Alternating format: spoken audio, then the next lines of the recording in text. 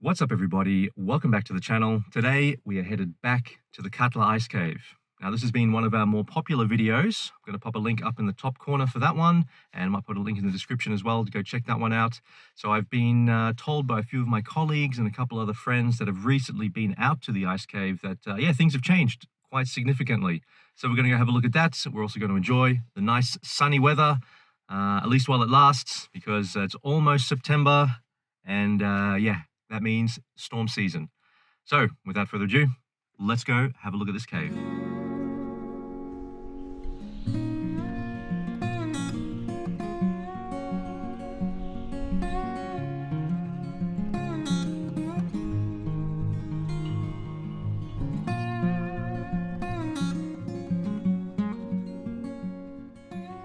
Another day with good weather means another adventure. Back at the year-round accessible ice cave at the foot of the mighty Katla volcano, we decided to check on one of the older caves we featured in the last video here at the Katla Ice Cave. It was pretty hard to get to as we had to traverse the terminal face of the glacier without falling into the riverbeds and quicksand surrounding the access. I was not so lucky as I went knee-deep into a bunch of quicksand. Unfortunately, we didn't get that on camera, but yes, I managed to survive and I'm recording this audio. There really wasn't much to see as the tiny cave here ended abruptly and it was far too narrow for us to squeeze through. So we made our way over to the new Katla Ice Cave.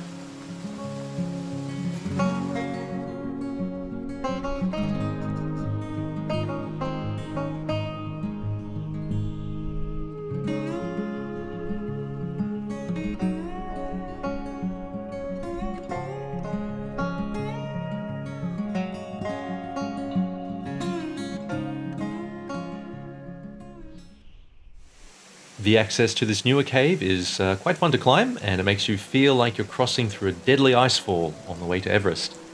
This is needed as the entrance to the cave is quite a few meters up off the ground. While certainly smaller than the original ice cave, this one is just as impressive.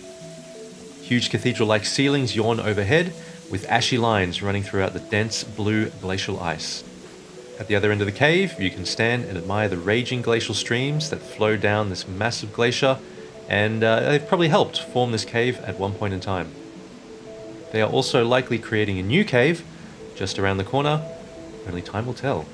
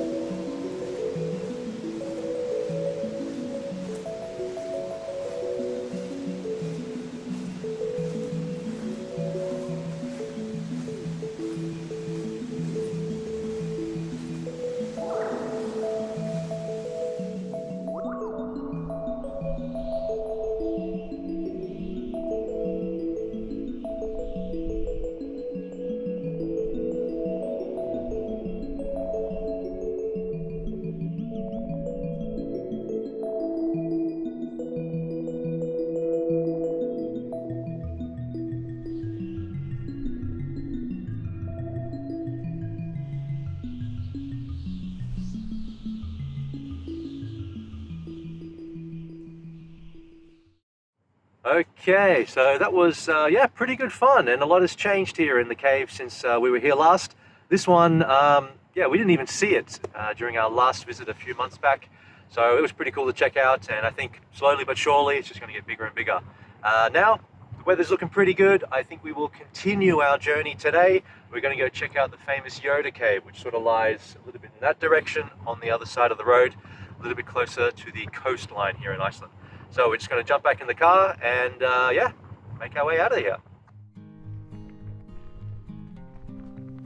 Next up is the famous Yoda Cave. And no, it's not named after a moment in the Star Wars movies. It just shares a resemblance to the popular character. And you can see why here. Now, I can't actually find the proper name of this cave, so if anyone knows, please leave a comment below.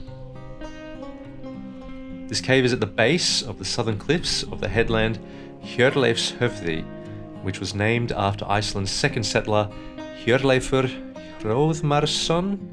Yes, I hope I pronounced that one correctly. Anyway, he's the foster brother of Iceland's first settler, Ingólfur Arnarsson. And it is upon this headland which we will hike to pay our respects to the tomb of Hjörleifur, who lies to this day at the very top of this mountain. The hike is easy and the trails are clearly marked, and they are quite simple to follow.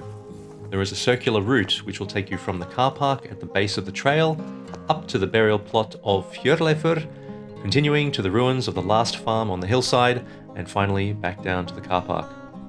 Hjörleifur's burial mound is clearly visible at the top of the trail, but not only that, the last inhabitants of the farm here are also buried beside him.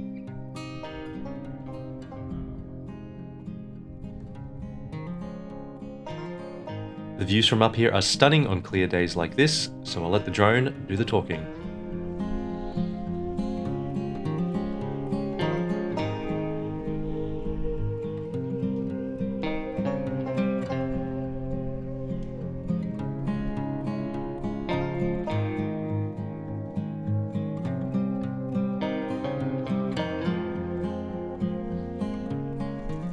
Anyway, the hike back down to the car park is still enjoyable as you get to pass through the remnants of that farm, which was abandoned in the 1930s. Amazing to think about how these people used to live up here, not to mention how they built the place.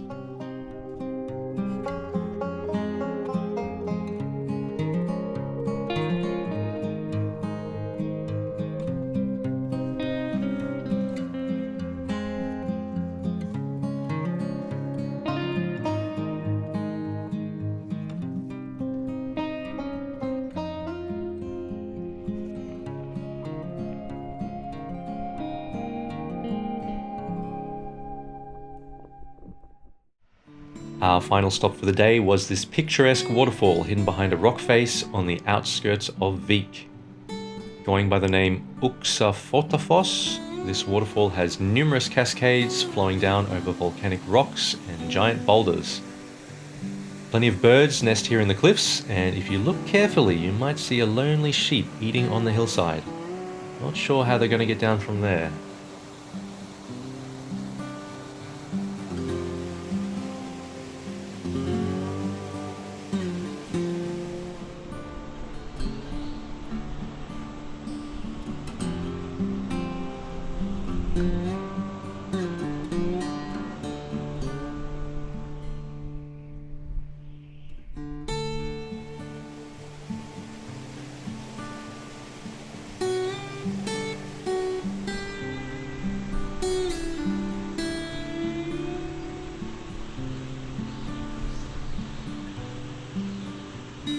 Now, if you're interested in the backpack my friend Elias was wearing, he runs his own high-end custom-made backpack company in the far north of Sweden called PHAINOMA. We've been testing out the quality of his workmanship over the last few weeks here in Iceland, from glaciers to mountains to erupting volcanoes, and this backpack has withstood the extremely harsh conditions on this island. I will be including a link in the description to his website, so if you are in need of a high-quality custom-made backpack for hiking, fishing and hunting purposes, then look no further than PHAINOMA. Anyway, that's all for this episode. Hope you enjoyed it. Don't forget about our website vividiceland.is for all your glacier tour needs here in Iceland. And yes, we'll see you in the next one. Bye for now.